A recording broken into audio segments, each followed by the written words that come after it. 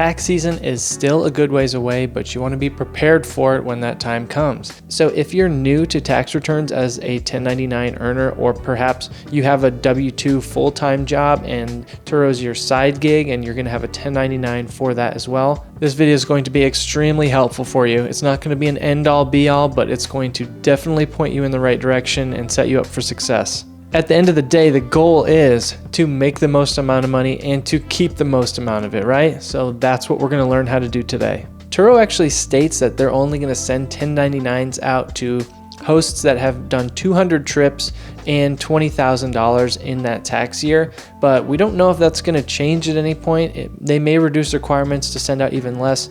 So this is going to be helpful for you. Just in case you need it, you'll be very prepared. While we're planning all of our deductions and getting our tax return in order, it's important to think about having a strategy. And here's what I mean by strategy.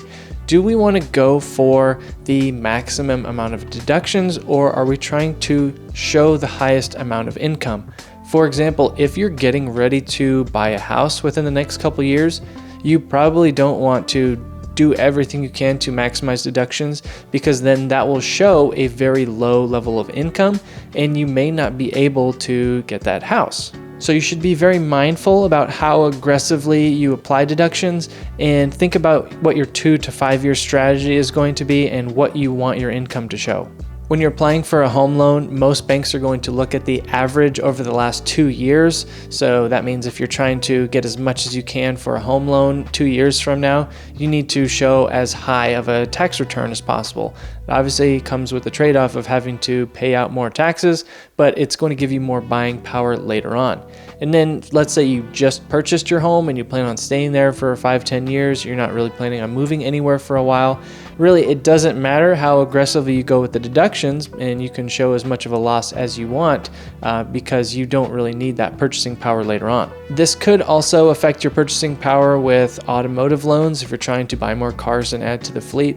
But there's a lot of banks that don't require you to show your tax returns for verification of income to get automotive loans. There are still a lot of banks that will do automotive loans based off of stated income, but if you're trying to get a house specifically, you're definitely going to need to show an adequate level of income. The other thing I would do is make sure you get a credit card that has some kind of good rewards program, whether that be with frequent flyer miles or a cashback program.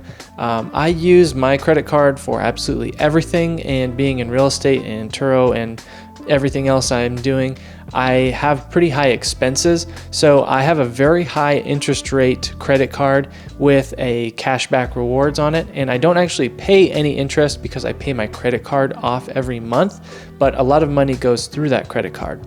So what I'll do is I'll buy a lot of things that I can use as write-offs because I'm buying equipment for the business, and that increases my cashback rewards for the card. And then once I save up a bunch of cashback rewards, I'll go and spend that money on something else. Like the camera that I'm using right now, the full setup, I bought that entire camera setup with cashback rewards from my credit card. And the cool part is those cashback rewards do not count as income, so it's not going to be taxed. And I was able to use all that cashback money, which was like $1,400 for the camera and all the stuff I got with it. And then I was able to write off that $1,400 because I bought it all for the business. So it's kind of a cool little hack because I'm spending the money anyways, and it's just cashback rewards that I'm getting for free just for using my credit card. And then I'm spending the money to get more assets and use those assets to write off more taxes. Next thing I would do is have some kind of tracker or spreadsheet for all your expenses, or even just writing everything out on paper. It can be very easy to have small expenses here and there slip through the cracks, and they're going to add up big time over the course of the year. So I would definitely have some kind of spreadsheet or some kind of way where you can just quickly pop in the dollar amount and what you spent it on. I have been there at the end of the year where I'm just sifting through all my credit card statements, trying to pull out all the things that were business expenses. It's just not good, and I probably ended up not getting the most amount of deductions I could have got if I just would have stayed focused through the year and actually written everything down. The first very popular business expense I'm going to talk about is your home office. Now, to be considered a tax write-off, your home office has to be used exclusively and regularly for business purposes. That's the verbiage that the IRS gives. You're able to write off things like improvements, repairs, PMI, mortgage interest, property taxes, those types of things. But they're only going to go off of the percentage use of the home. So here's how the percentage use of the home works. Say you live in a house that is 2,000 square feet and your home office, the room that you use for your business, is 200 square feet. 200 square feet is 10% of the total square footage of the house, so you're only going to be able to write off 10% of each of those individual expenses that apply. That same percentage use concept transfers over when we're talking about write-off expenses for vehicles. The way that works is that the vehicle either has to be entirely for business use or the deduction will be divided by the mileage actual use. And so here's how the mileage actual use works. If you drive 10,000 miles in a year and 5,000 of those miles were for the business, then that's half of the total mileage, so you can write off half of those expenses. Based on the actual mileage use, you're able to write off things like tires, maintenance, repairs, interest expense, and insurance. The other big expense is obviously going to be depreciation, which is going to be a tax write-off. Now, I could probably do an entire video on just depreciation, but essentially you can either claim depreciation based off of the amount of mileage, or you can claim actual depreciation of the vehicle.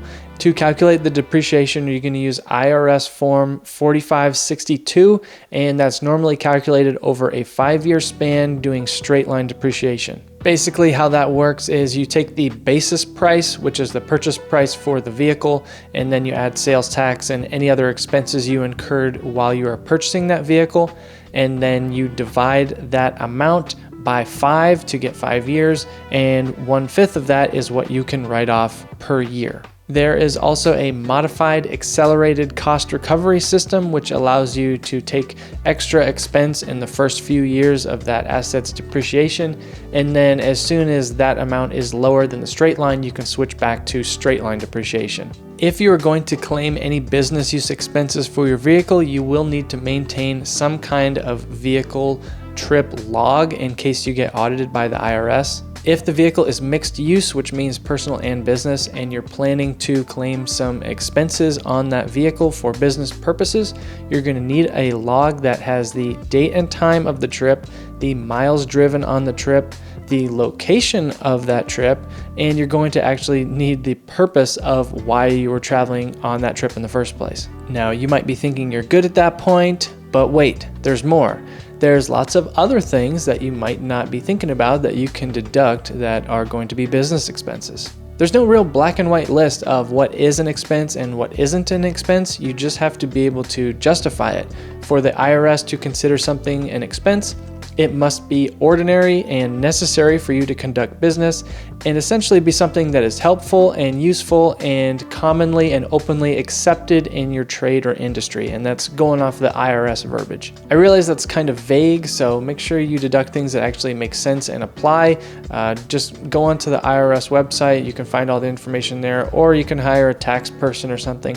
Me personally, I think it's 2023. I do my own taxes. I can do it on TurboTaxes now faster than my CPA used to do it. So I'm just going to list off a couple other things that maybe you didn't think about that could be considered expenses for your Turo business. And that's going to be things like listing photos if you paid a photographer to come out and do pictures for your listing, any sort of airport parking fees if you have to leave your vehicle there overnight, any car wash supplies or anything you bought to wash the vehicles at home, or any sort of subscriptions you have to local car wash places so that you can get your vehicles cleaned. Those are all going to be considered business expenses. Any lock boxes, any Faraday bags to put the key in so that you can lock the key inside the car.